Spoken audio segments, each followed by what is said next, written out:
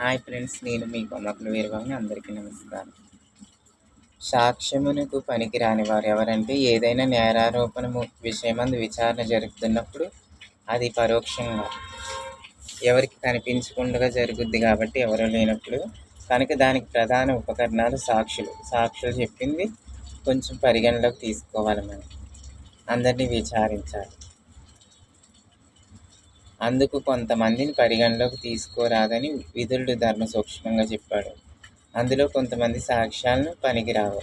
అలాంటి పనికిరాని సాక్ష్యాలు ఎవరై అంటే అందులు. వీరు ప్రత్యక్షంగా చూడలేరు కనుక వీరి సాక్ష్యం సంపూర్ణంగా విశ్వసించరాదు, సంపూర్ణంగా నమ్మరు.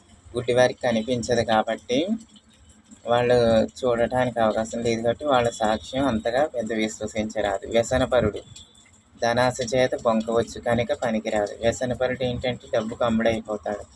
నీకు ఇంత డబ్బు ఇస్తాను, ఈ అబద్ధాన్ని నిజం చెయ్యి, ఈ నిజాన్ని అబద్ధం చెయ్యి అని అవతలవాడు చెప్తే అలాగే చేస్తాడు డబ్బుకు ఆశపడి. అవతలవాడు పేదవాడు కష్టపడడానికి వచ్చాడు, లేనివాడు పాపం డబ్బు లేనాడమ్మో నాలాంటి వ్యక్తము పనిచేసుకోవాలి అన్న ఆలోచన లేకుండా అబద్ధాన్ని చెప్పడానికి వెనుకాడు.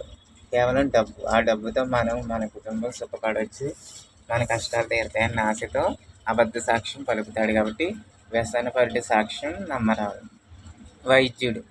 వైద్యుడు ఎప్పుడు ఆరోగ్యం బాగా లేకున్నా బాగుందని చెప్తాడు, లేకుంటే బాగుంటే బాగోలేదని డబ్బులు గుంజుకోవడానికి, పిండుకోవడానికి, తనకు ఆదాయం రావడానికి అబద్ధాలు చెప్తాడు. కాబట్టి అతను సాక్ష్యం పనికిరాదు. జ్యోతిష్కుడు మీకు రాజయోగం ఉంది, అదృష్టం ఉందని చెప్తాడు. ఆ క్షణంలో మనకు ప్రమాదం జరగచ్చు.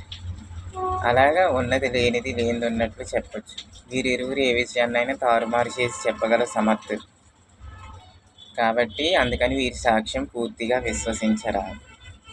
వీరి సాక్ష్యం కూడా పనికిరాదు.